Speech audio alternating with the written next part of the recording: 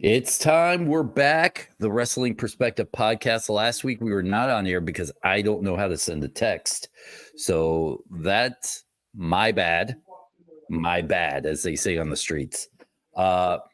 Dmitri Young, Dennis Farrell, another week, another podcast. I sent the text. He replied. I was like, so a little behind the scenes. He sends me a text like, hey, let's do Friday or Saturday. I don't remember what day. I'm like, all right, Saturday. perfect. Yeah, it's like, perfect, great. And then I went to send the text to say, what time do you want to do this? Didn't hit send. Do you ever do that where you send a text and you put your phone down and you think you hit send? Not only have I done that, I've sent the wrong text to somebody. Ooh. All right. That's a rough one right there. Because was it like someone you didn't want to talk to? And then it's like, how do I get out of this? It was more along the lines of you're reading the text from somebody else, and then you'll see somebody text, and then you'll respond on the text that you're reading instead of going over to the next one. You accidentally Nothing incriminating, no. Nothing incriminating. No, okay. Was it like Sean Casey and you're like, I didn't really want to talk to him? No, I definitely want to talk to Sean. Case man. All right. So a lot to get to this week in wrestling. We do want to kind of touch on WrestleMania since we didn't do a podcast about it. I know it's old hat right now, but you know what? For him and I, it's new hat. So bear with us for a second. What were your thoughts real quick on WrestleMania? Night one, night two, or as a whole? As a whole. Let's go as a whole. It was enjoyable. It was very enjoyable. The Paul Levesque era is officially here. I enjoyed it from beginning to end. I liked everything in between, even some of the matches that, I still like that because they added stuff to it, like the Bobby Lashley, the Pride versus the Final Testament, where you had Snoop Dogg come down and commentate, and then you had Bully Ray. Yeah, he's Bully Ray to me. WWE doesn't like the whole Bully Ray thing, but when he went to TNA Impact and became Bully Ray, I just thought that he did a great job of that. But that was stuff like that throughout the entire WrestleMania. It was star-studded. It was impactful. It was, all the stuff that you really want to get out of pro wrestling and what you think of Triple H. He brought all of that out. I will say, and like the last 3 or 4 podcasts, every time we talked about Cody Roman, I was anti Cody winning. I was wrong. I was absolutely wrong.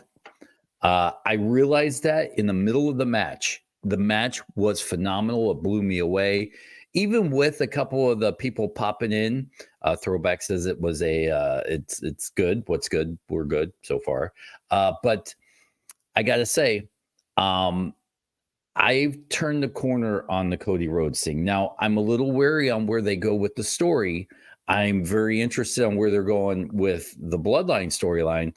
But for Cody winning, I didn't want to see it happen. I didn't want to see it happen this soon. I didn't think they had plans in place. But boy, that match made me go, all right, let's see what happens with Cody. It did the same thing with me, because I was anti as well as you were. I wanted to see him break Hulk Hogan's record. That was my real reason behind it. But that storyline with The Rock coming back, and each week it was something different. And I don't know if they did that just to get fan reaction and see how the story was going to go. But when Cody Rhodes got the 1, 2, 3, and then he called in Bruce Pritchard and Triple H after you had all the big time fan favorites that were out there, all the baby faces, it was just like, man, this is pretty doggone special right here. And it couldn't have happened to a better person, because before he left, he was Stardust, and then he decided to go and tour the world and really made a name for himself as a premier top tier wrestler, and then goes to AEW, helped start that up. And then he did a disappearing act and went to WWE. And I mean, that storyline was fantastic for what, 2 years worth of it. You Yeah. know, him getting hurt wrestling Seth Rollins with the torn pec, and it was, you know, just I gotta give the flowers to Cody Rhodes. Beautiful. Now, I do want to ask you this question as we get into this, and then Cody and switching in. When the match is going on, who'd you pop off for more, Cena or the Undertaker? And then we'll kind of get out of here. John Cena. That was sick when he came in, and then the Rock came to rock bottom. But you know what I really like? The Shield music. Yes. I was thinking Dean Ambrose at first, but then Seth Rollins comes to the ring, gets Superman punched, and then when Roman had the chair, he had a choice. Roman had a choice, and he hit Seth Rollins like Seth Rollins hit him years ago, and that proved to be costly for Roman Reigns. And 1, 2, 3.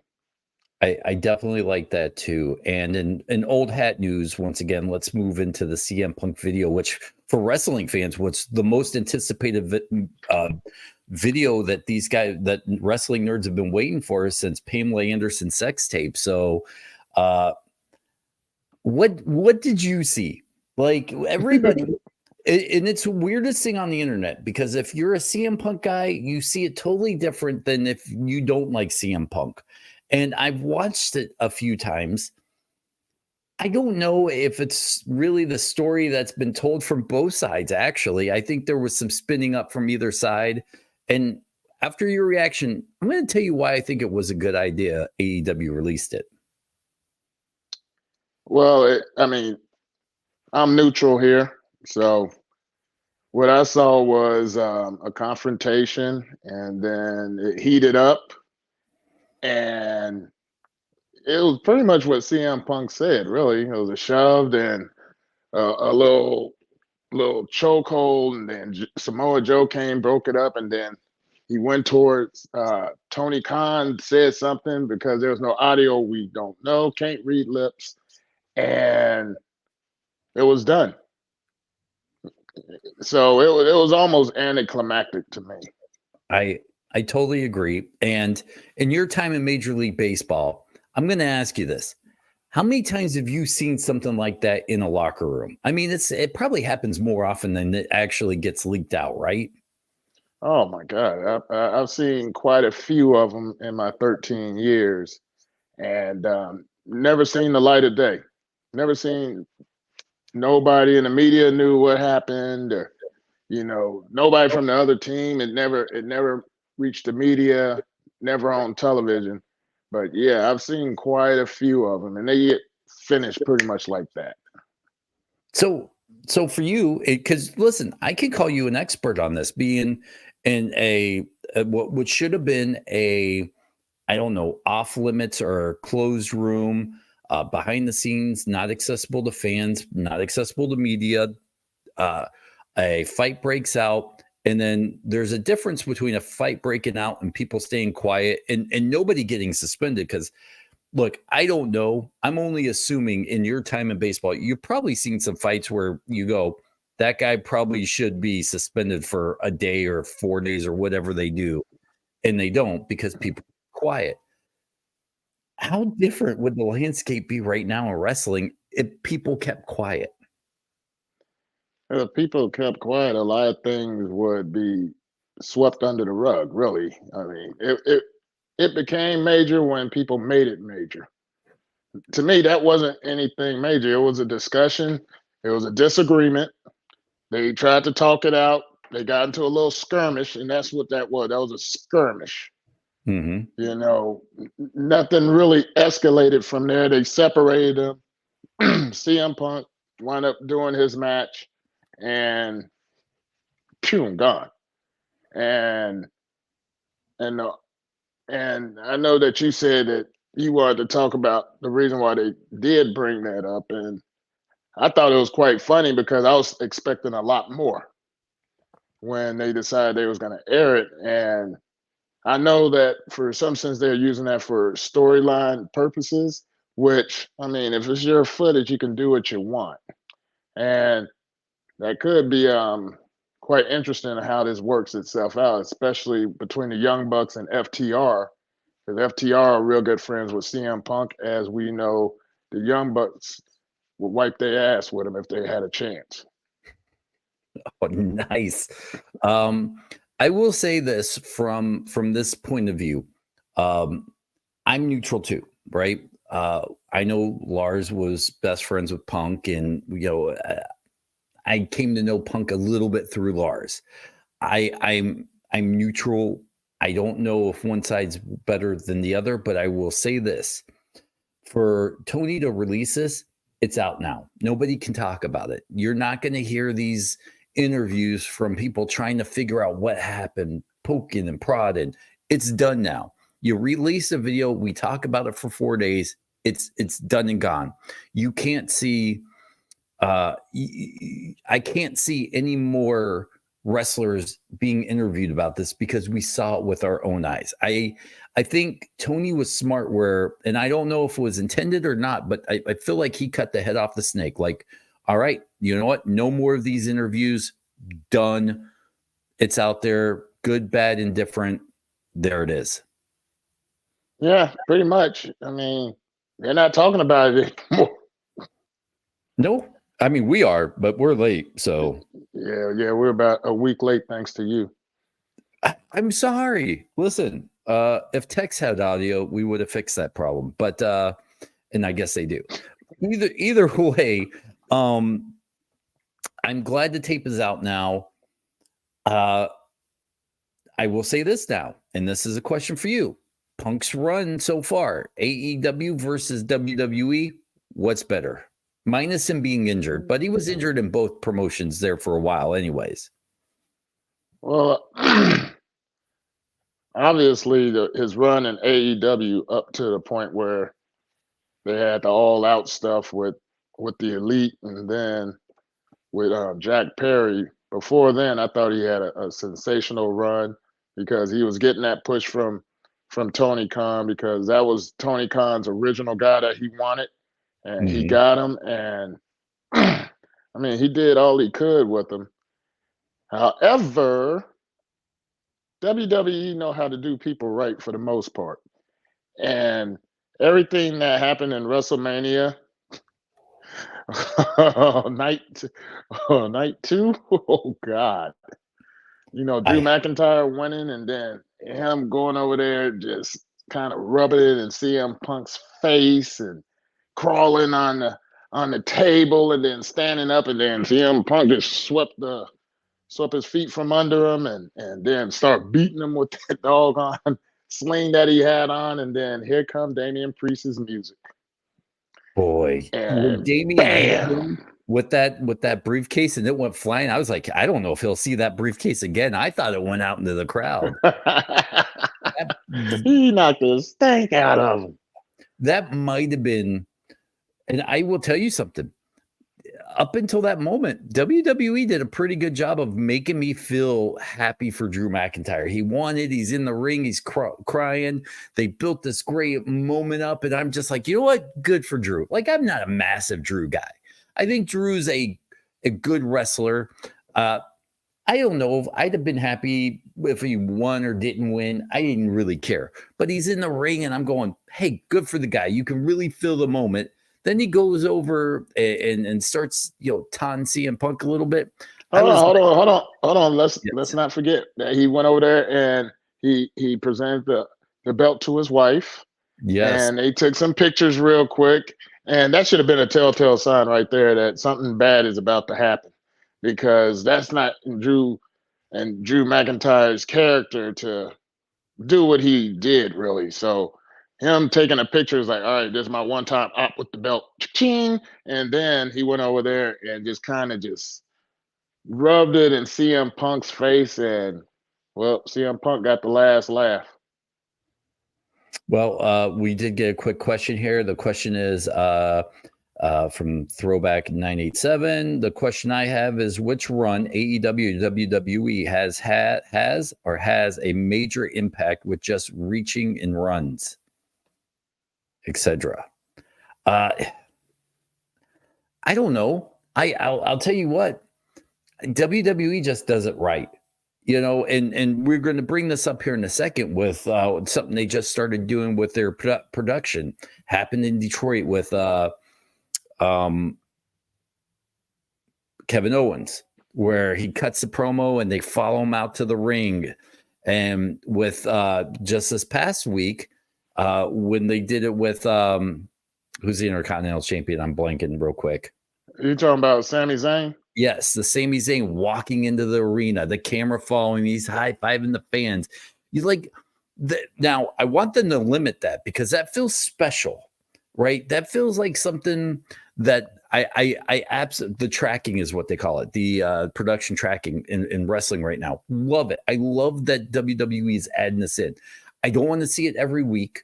I want it to be kind of a protected thing where it feels special. It felt special with Sammy. He's looking at the arena. He's like, I was here as a kid. I'm walking in for my matches. I did and as he walked in, high-fiving fans, I felt like this was a special moment, a special match, even though it was just like a Raw match. And that tracking, if done right with WWE production, that could be gold every time they do it. But I'm a little worried that they're going to do it every week. And then you go, all right, the guy gets a hot dog and he high-fives some fans and now he's out wrestling. Well, knowing that we're talking about it, and I know other podcasts and stuff are talking about it as well. So I have a feeling WWE is listening to their fans, and maybe they do make it a special occasion, maybe like a title match, or in this case, with the women's world championship, Rhea Ripley having to vacate it due to an injury, which is sad because boy, she was a dominant champion. Oh my God. But I mean, it'll be special to see something like that in the finals, whomever it may be. I'm kind of, listen, I don't want to wish injury on anybody, all right? But to get the belt off Rhea Ripley, this is a perfect way. She doesn't lose. You got somebody in there with a little bit of a fresh face, however long it takes Rhea to come back from this injury. And when she finally comes back, she didn't lose a champion. She inserts herself right back into the picture, and whether she picks up where she left off or now has to chase. I love that this is intended or not. Like, when it comes to injuries in wrestling, I don't know. I'm not a dirt sheet guy. I like to be surprised. Part of me feels like this is a legit injury. Part of me feels like, hey, this could be a setup for something awesome. I don't know in wrestling, and I love that I'm questioning this. Yeah, I mean, there's two angles from that. One, she comes back and, well, obviously she's going to start a feud with Liv Morgan. Her revenge tour started with Rhea Ripley. Or number two, she's going to be going after whoever has her belt. If it's not Liv Morgan, it could be Nia Jax. It can be, Chelsea Green, for all I know. Somebody's going to be the world champion, and Rhea Ripley is going to be coming like a doggone Rottweiler after a steak. Another question. What do you guys think about the women's North American title? Who do you guys think should win it? Give me Liv versus Rhea, with Liv having the title. I think that's kind of perfect. I'm on par with that line of thinking because I think Liv deserves it. There's a ton of great names out there right now. None of them make me think. I guess my thinking here is, you put these titles on some of these young established girls, and then Rhea comes and takes it off. I think it sets them back a little bit, right? Liv could carry the title until Rhea comes back, loses, and it doesn't hurt her one bit because she's established. She's right. Used to losing, but I can view her as a champion. I can view her as a legit loser, And it doesn't change the way I feel about that. You put that belt on like a Jay Cargill now when Rhea comes back, and which would be an amazing match. But if Rhea beats Jade at this point, you take away everything you built up with Jade. 100%. It's got to be a slow build with Jade Cargill, and I mean, knowing Triple H, the way that we feel that we know him based on the way he ran NXT and the way that he's running WWE now, it's like it's going to be a slow burn. Whatever it's going to be a slow burn. It's not going to be, they're not hot shotting the titles or anything like that. They're going to have people have memorable title defenses. Kind of, you know what it reminds me of? It reminds me of NWA in the mid-late 80s, where everybody had substantial title runs with it. It could be 6 months, it could be 8 months, it could be over a year, but it's not going to be like the Attitude Era where you get 3 world championships in one night kind of deal, you know? And that was good for the era that it was in. But now we have too many legitimate people, and the way to build up a company is to have established champions and have worthy challengers. And that's what Triple H is doing, because now it's like, man, you do have like 4 or 5 people in each division that at any time can get the 1, 2, 3 and hold up the belt. I agree. And I like that the storylines now are not 1 month long and on to something else. They're starting to be brought back out. Now, listen, 90s storylines that take a year and a half, sometimes 2 years to come out. I don't think that's sustainable in today's wrestling, but a year-long storyline, I absolutely love it. And I love long-term storylines in wrestling. And this last 2 years has been pretty amazing for me as a guy who likes a longer. And I don't know wrestling fans out there. If you're watching, you can either email or jump in the chat and say it. Do you like the longer storylines over the shorter storylines? Dmitri, what about you? Oh, I absolutely love it. That's what I grew up on. You know, when I was 11, 12 years old back in the mid 80s, yeah, I'm dating myself, I'm 50. And it was enjoyable when guys would come in and like Dusty Rhodes would hold the U.S. belt, and then he's getting pummeled by Nikita Koloff, and then you had a whole summer going into the Great American Bash, and then Nikita Koloff would lose, and then they'll have a rematch at Starrcade in November or December, whenever they holding it, and then that's when he's crowned champion. Or you know what I'm saying? I kind of like, it's the thrill of the chase.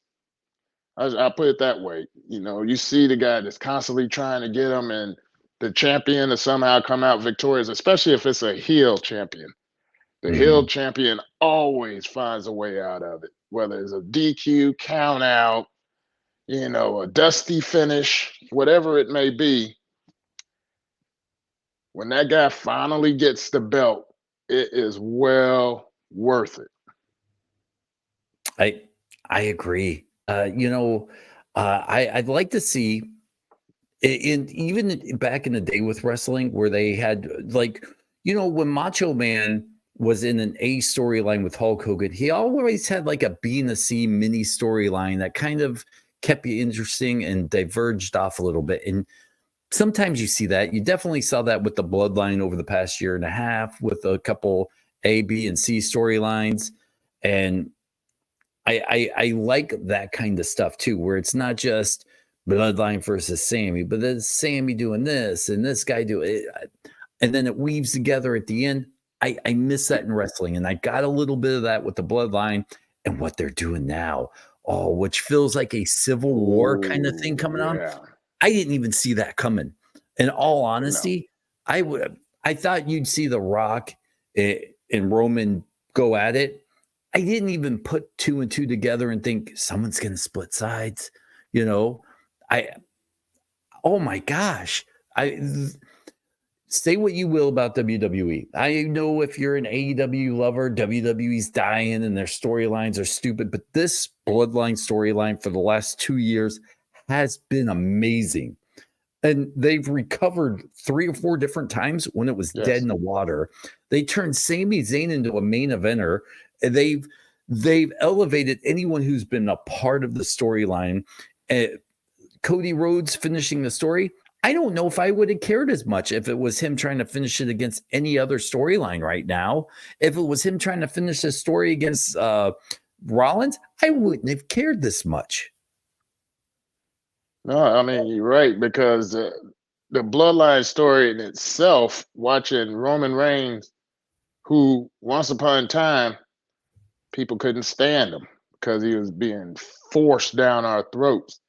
And then he comes back with the heel persona, the bloodline, head of the table, had the Usos, that little civil war right there, and then Jade breaking out on his own, and Solo Sikoa coming in, and now we have Tama Tonga.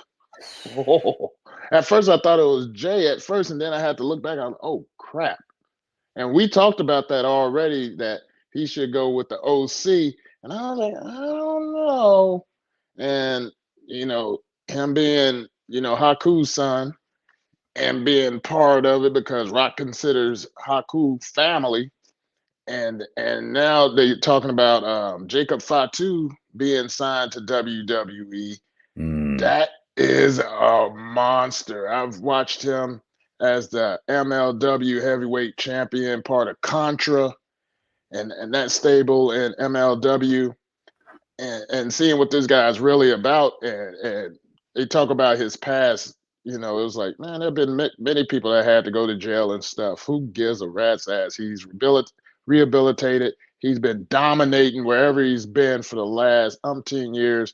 Does he deserve this chance? Absolutely. And I'm looking forward to seeing it. Talk me off the sledge here, man, because watching this play out, this past couple weeks, I don't know if Solo is the guy to lead one side. I don't feel like they built him up to be a badass, but I don't feel like they've built him up to be a leader. I don't view him as the leader. I don't want to see Jay versus Jimmy either. And I feel like it was kind of too early maybe to start setting up a little Civil War stuff. But I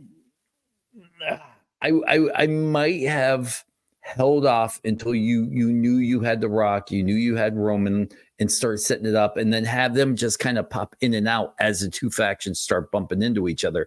But unless Solo, and I guess Solo said in his interview, or in his promo, he got the order from Roman. I feel a little bit better because of that, but boy, talk me off here. I don't think he got the orders from Roman. Ooh, do tell. I'm listening. I think he did that solely on his own. Look at you with the puns. I like that. Yeah, he's stirring the pot right there. That's exactly what he's doing. Roman's not there. The Rock's not there. They just beat the stank out of Jimmy. And so it's him and Tama Tonga. And next is going to be Jacob Fatu. And then who else from the Anoa'i family is going to show up? Well, I don't know about the Anahauli, but another comment from Throwback, he throws us in. He goes, don't forget Naomi and Nia Jax. They're family too. Well, Naomi's husband just got the stank beat out of him, so I don't think Naomi's going to be joining. However, Nia Jax, that just add more credibility to her, and that just gives her back. And kind of like how Rhea Ripley with Judgment Day. I didn't even think about that. And Nia, I feel like, lacks that backing from someone, right? Nia to me is kind of always feels like she was the Andre the Giant of the women's division, right?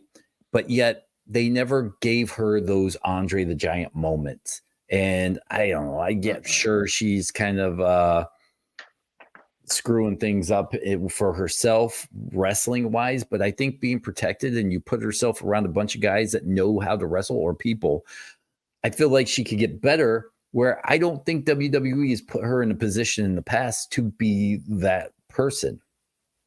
No, they didn't. You know, that Vince McMahon ran WWE towards the end is kind of like what they did with Braun Strowman. You know, this big dude who looks like he's unbeatable gets beat. And it's like, huh? Like Nia Jackson's 150 pounds. Yeah, she's 150 pounds bigger than most of her opponents, but yet she somehow loses. It's almost like unfathomable to think that this is really true. Now, Hunter Hearst Helms, why did I call him Hunter Hearst? Terrorizing. No, but Triple H, he seems to know the strengths and the weaknesses of everybody he has on his roster and know how to utilize them correctly. For the most part, you know, there's always one or two that we can be like, oh, well, what about this guy? We're not talking about what about this guy. We're talking about Nia Jax right now and how she fits into possibly the bloodline storyline and, you know, being backed up by family. She's obviously the cousin of The Rock, which makes her family with all of those others with the bloodline. So I see that being a natural fit, almost to the point where I wouldn't be surprised if she was the leader until Roman gets back. Well, let me ask you this. And as we transition, we got two more topics, but I do want to touch on the WWE draft coming up. Kind of old school on this podcast when it was me, you, and 800 other people, we used to do the wrestling drafts. So let me ask you, Dmitri Young, MLB All-Star, comeback player of the year. You are the general manager of Raw. You have the number 1 overall pick. Who are you taking? Oh, that's easy. The WWE undisputed universal heavyweight champion of the world and the galaxy and beyond, the American Nightmare, Cody Rhodes. He's been putting asses in seats. Everybody loves everything that he's doing. SmackDown's the number 1 show. So we need to boost up Raw. Everybody watching, who would be yours? And if you're watching past, email us. We'll talk about this again next week on the podcast. But who would be your number 1 overall pick? Cody Rhodes, not a bad one. Man, I don't know if you can do much better than Cody Rhodes as a number 1 overall pick. I don't hate Seth Rollins either. You have to go with the 2 champions. You can't go with a part-time wrestler. I don't feel like Roman Reigns should be in the draft because I feel like he's going to transition to a part-time wrestling position. Rock shouldn't be part of this draft because I feel like he's going to be a special occasions guy. I don't know. Maybe Cody. I can't say Cody because you just took Cody, and now Something wrong with Damian? Something wrong with Damian Priest? No, but do you feel like Damian Priest is the number 2 overall pick, even as a champion? I think so, because you're going to bring Judgment Day with them. Yeah, but do you think every number 3 hitter in Major League Baseball was great? Not for a last place team. See, that's what I'm saying. I don't just Judgment Day is not a last place team. It's not, but I mean, sometimes factions get split up in these drafts. And that's the bad thing about it. And also NXT is drafting too. Thank you out there. Ooh. I know. That's a tough one. Because you know what? I would say in my top 5, I'd easily put Braun Breaker. See, and I like Carmelo Hayes. There you go. I mean, there's 2 guys right there that should go, I think, 4, 5 overall. But then I put Rollins ahead of him. Cody definitely ahead of him. If Damian comes with all of Judgment Day, sure. But I can't believe that they put, well, she's hurt though. But, I can't believe Rhea Ripley would just be lumped into a Judgment Day. Then if that's the case, Judgment Day should go number 1 overall because you're getting Damian Priest and Rhea Ripley, right? Yeah, but they've been on Raw. I'm just saying, but in a draft situation, if you had to draft, yeah, in a draft situation, if Raw went first and SmackDown second, you're gonna want that faction. Yeah. Would you take the faction as a whole? Damian Absolutely. over Absolutely. Cody? Oh, absolutely. Okay. I mean, no, I won't. No, I'll take Cody Rhodes first, and then I'll take Judgment Day second with Condom.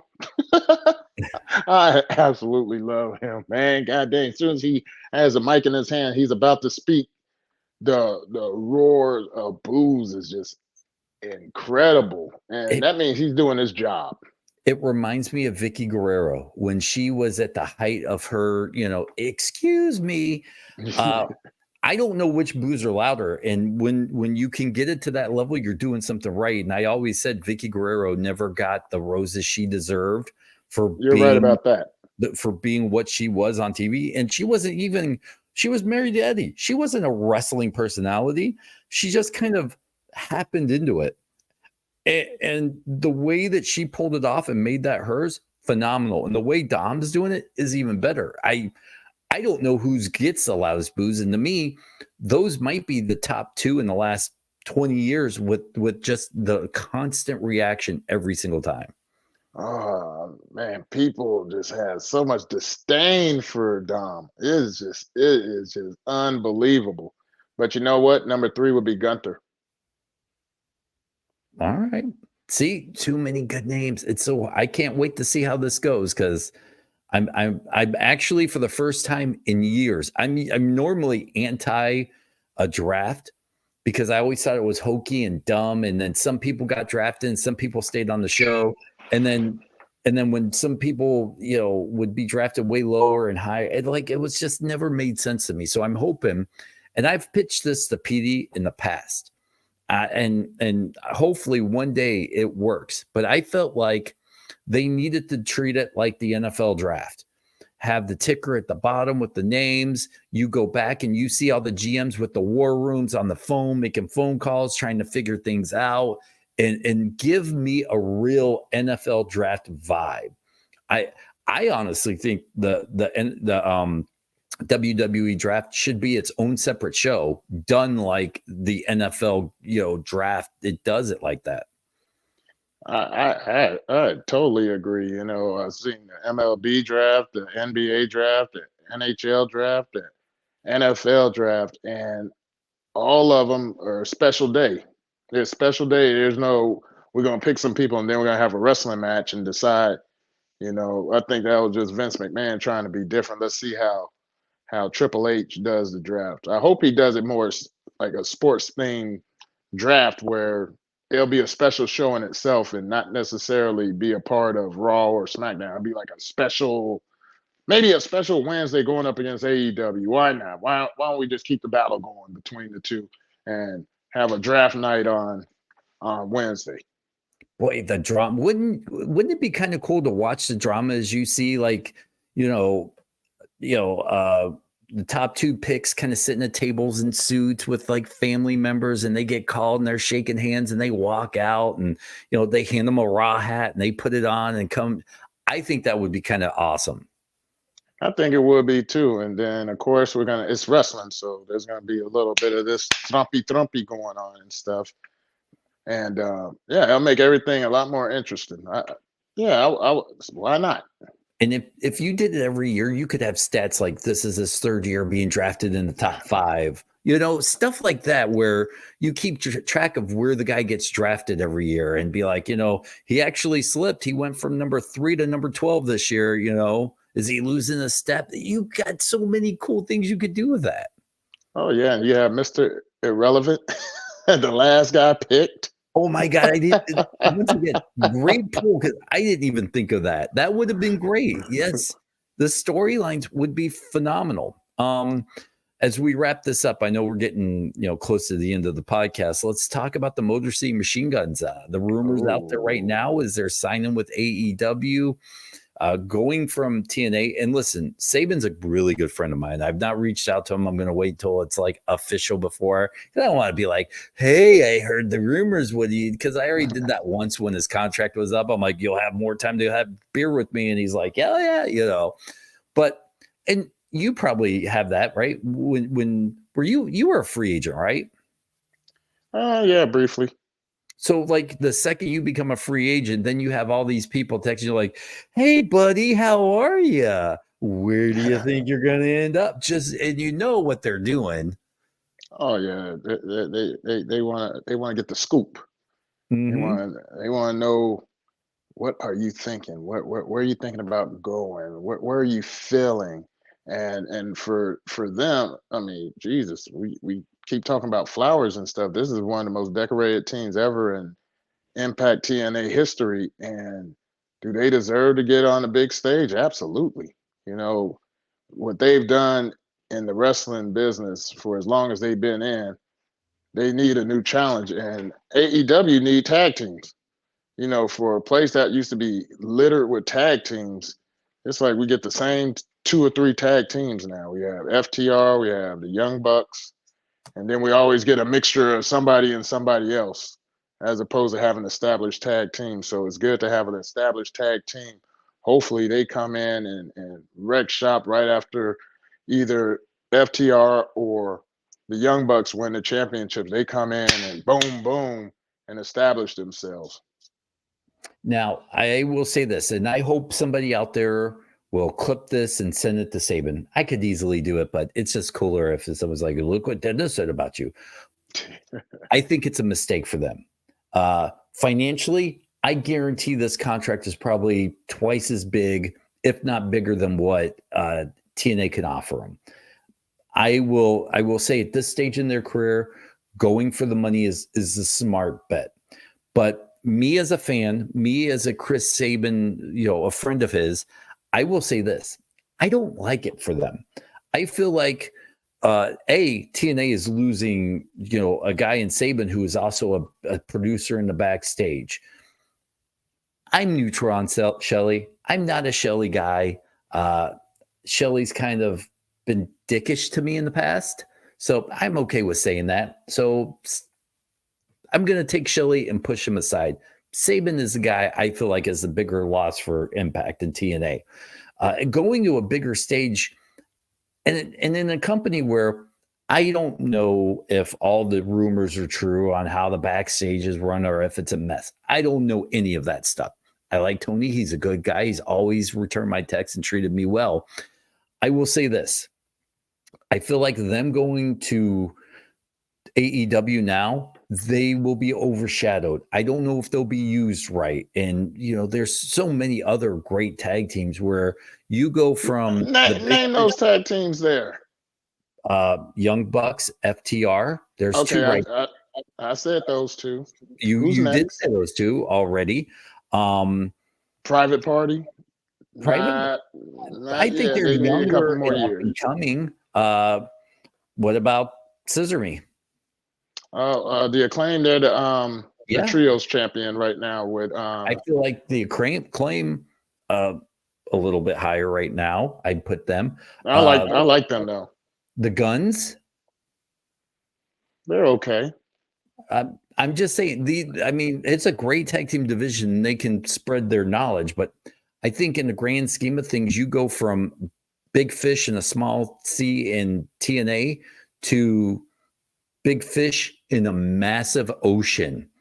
And I worry that as a fan, financially, I think this was a great decision. But as a fan, I feel like they're going to get lost in the mix. No. I'll put some money on that one. I think they're gonna take care of those guys because their name alone and what they've done over the past decade and a half is, you can't erase that. And Tony Khan's a mark for guys like that, and being able to bring them in and give them some sort of shine. I think they're gonna definitely get some shine. They're not gonna get lost in the shuffle. Well, let me ask you this. By shine, do you mean holding a championship? Holding a championship and getting proper TV time and good storylines. How soon do you think they'll hold a championship? Because I have a bet. I'm ready for a bet with you. All right. How soon? I'm letting you pick the timetable. Fall. 4 months. Fall. Let me see where we at. April, May, June, July, August. 4 months. We're still in the summer. I'm saying between October and December. They hold a champ. You know what? I got a bet for you. Here's the bet, right? If I lose this bet, if they get we're talking tag team, not trios. Tag team championship. Tag team. Tag team champion, not Ring of Honor either, because that's cheating. No. Main show tag team champion. If they get this tag team before October or December, you pick the 1 month. Let's go December because I'm saying it's going to be in that span. All right. If they get a tag team championship in December, I will send you $100 gift certificate to whatever restaurant you want. Man, that ain't going to be enough. You know what? That'd be enough for drinks. How what I want? $150. All right. Hey, I'll do the same. Oh no, I want something totally different. Hey, none of that P Diddy stuff. I want an autographed jersey of yours. Okay, deal. Yeah. Yep. All right. I feel like that's a very fair bet, and this might be our first real bet we've ever made on this show. So December, you have until December. This is all right, Tony Khan, if you're listening. Help. I better call Saban. No, I'm excited. I can't wait to see what jersey I'm wearing in December with your autograph on it. It's gonna be where you're living. I'll take it. Trust me, that'll be awesome. Put like two dentists, the greatest co-host I've ever had. You know, something inscribed like that. Because that's not going on eBay. That's going in my personal collection. Be in that room where you be watching all your pay-per-views and stuff, where you have your stogie and your beer. Damn right. I get that because I've got one with Herman Moore when I did the Detroit Lions pregame show with him, and he's like two dentists. Because to me, when I get something like that, I want it with my name on there. I don't want to sell it. I want it to be like two dentists because it feels more special that way. So I'm going to have yours and his jersey up next to each other. Dang. Being up there with Herman Moore, man, that's special right there, man. He was awesome. He was kick ass. I liked him. Yeah. And you know, if you only would have sent Jason Kendall a hat, I would have gotten a stupid jersey. Every week. Where's my hat? It's like a high school hat. What are you talking about, Kendall? I've never seen any. I love Jason. Jason, you know I love you. I've never seen anybody work harder for a high school baseball hat than he did with you. On the air and off the air. Oh, man. Oh, he was so supportive. But yes, there we are. Bets in the books. I'm excited about this. This is going to be a fun bet because, you know, hopefully it comes down to the wire to make it interesting. I'd hate to see them win it on their first night and be like, fuck. That'd be cool too. No, it wouldn't. Not for me. Not now. I'm invested in this. Yeah, we both are. I know. Gosh. So, all right. One more thing before we call it a night. Sheamus's return. Glad to see him back. I am glad to see him back. I will say this.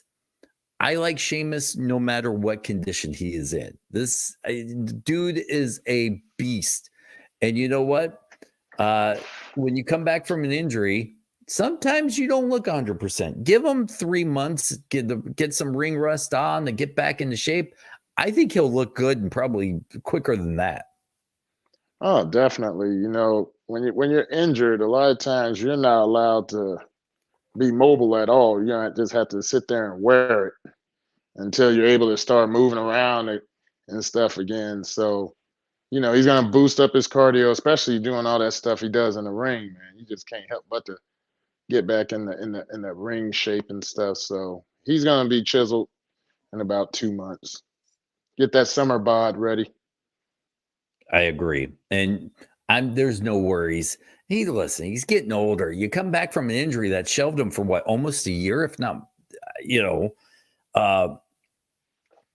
People are in there saying they want me to get a Tigers jersey, by the way, from you. But I will say this: give him a little bit of time to kind of bounce back and rebound. The dude's been injured, and he's what 36, 37, 38, something like that. He's not a young buck anymore, so it's going to take a little bit of time for him to get that physique back, and he will.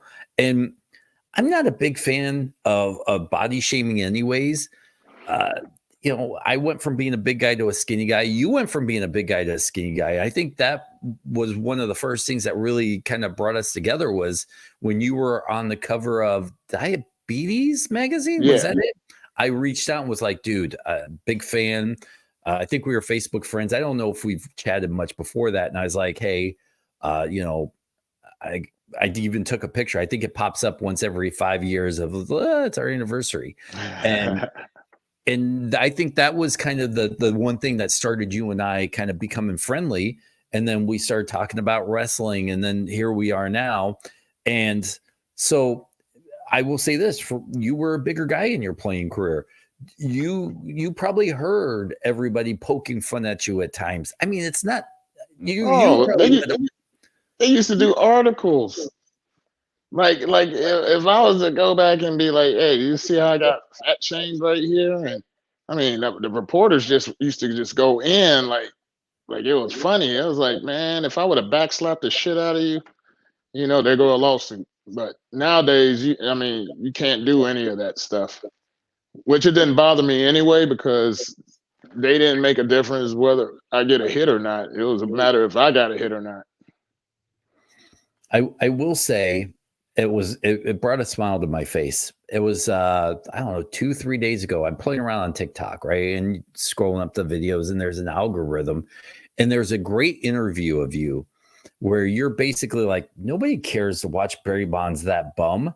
I don't know if you remember that interview. And I kind of chuckled. And I was like, that's the Dmitri I know. That's there he is. I mean, come on. Was there any backlash for that? I'm gonna ask you on the air because know how much I love you. There was no backlash on that because everybody knew that Bonds was an asshole. He was a douchebag. Assholes are cool. Douchebags, not so much. And matter of fact, after that, he got to first base before he hit the home run, and he was asking me, what is it like playing in the American League, as if he was going to go there. Okay, Barry. Yeah. All right. Anything what are you planning on watching this weekend? Ooh, what do we have? We have NXT tonight. We have AEW on Wednesday, Dynamite. We have TNA on Thursday, and I believe that somebody has a pay-per-view on the 20th. I think it's TNA. Yes. So I'm gonna be watching that. I've been going back and watching classic stuff. Like I turned my garage into a dart room because I just got into darts heavily. I don't know if you've ever played darts. Oh yeah. And I'll throw a pay-per-view on, and then like 4 hours later, and the one thing I do like about Peacock is if you start in like SummerSlam 89, it goes into SummerSlam 90. And then you can watch all the SummerSlams like that. So I'll probably do maybe the Great American Bashes, the WCW ones. And this week, like I'll get on the kick. Like I'll be like War Games, classic WCW War Games, and watch nothing but WCW War Games stuff. So I don't know. I think I might, because it's starting to get nice outside, I might be time for a little bit of SummerSlam. That's always a good one because that's going to be the next real big one coming up, unless we have a Money in the Bank. There's maybe, I know that under AEW Dynasty is this weekend. Thank you guys. I will say that now I'll save it for later. I don't even really have a thought. I'm just talking to hear myself talk now. But the Dmitri Young, what do you got going on? Talk to us. Nothing. Nothing? Nothing. No baseball. Just hitting lessons and stuff, and then what we're doing here. Hey, I got to find your speech from your Grand Marshal time. Did you get that sent to you? Because I want to watch that stuff. No, I didn't get it sent to me. It wasn't really a speech, really. You're just like, hi. You didn't say my name, did you?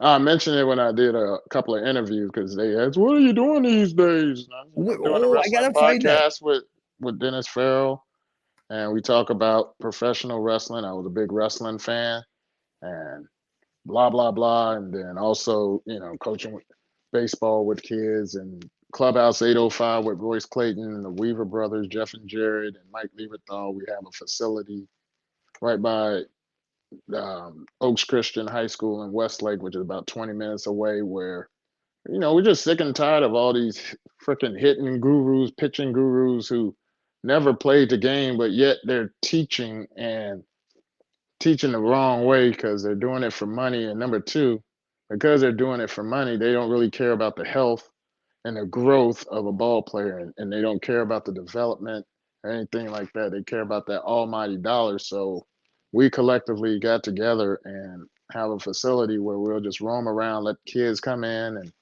and just drop nuggets on them and have it like a clubhouse setting. Like before the whole thing with Josh Hancock, he was a pitcher with the Cardinals back in '07. He went bar hopping and then he wound up crashing around midnight. Yeah. And after that, they wound up taking all the liquor, or actually just beer, out of the clubhouse. So for a short time. Well, no, it's for good now. Like they don't have like Really? that's why guys don't stay in the clubhouse anymore. It used to be after the game, and this was pretty much every game. You'll spend at least an hour after the game, maybe 2 hours, and you got guys in their sliding pants and their beat up undershirt, tossing back some cold ones, discussing the game. And that used to just be tradition. Like I remember when I was in St. Louis and I was a rookie, I was pew pew. I'm getting ready to go, and I go, "Hey, Rook, where you going? Where you think you going?" "Oh, I'm about to go out." You can go and tell her that we'll drop you off at the house, but yeah, we're gonna discuss the game. And that was that with the Cardinals. When I went to the Reds, it was like that, and it wasn't like that with the Tigers. But I started having guys stay after the game. It was like, where are you going? You're going home. We just lost. And we need to discuss what we can do better out there. And so guys would start staying afterwards and built that up. And then it was like that in Washington because there was a few veterans that was over there. And they kind of instilled that with the younger players. And then after that car crash, it was like that players will get out before the media comes in. And that's usually 10 minutes after the game. So guys will take the world's fastest showers and get out of there. I will say I've been in a lot of, wrestling locker rooms. I wish it was like that because, at the end of a show, they always say, you guys should stick around till the end of the show. They don't really do that. Don't listen. It's a mad dash to sneak out when your match is over. And boy, I think of how much coherent those locker rooms would be if these guys were forced to sit and talk about the show afterwards. Oh, I mean, everything would be that much better if guys were able to stay at least 45 minutes after the game just to discuss the game. Because one, that brings you closer together. That's like a whole bonding thing. And number two, as a rookie, when I was a rookie, I was like, well, I think this is what it's supposed to be like after the game. And it was like that.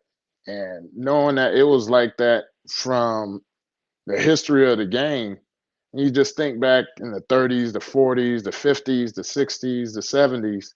And yeah, they talk about guys being drunks and stuff like that. It really wasn't policed in that manner. And as time goes on, things get policed where now things have a little bit better organization for after the game. But once the alcohol was gone out of the clubhouse, it was like, I'm out. All right. Do you guys have a site or anything for your clubhouse, or is it just invite only? Because I want to show up. It's a membership. All right. Well, at least this time they can't run Royce Clayton out of St. Louis because of this.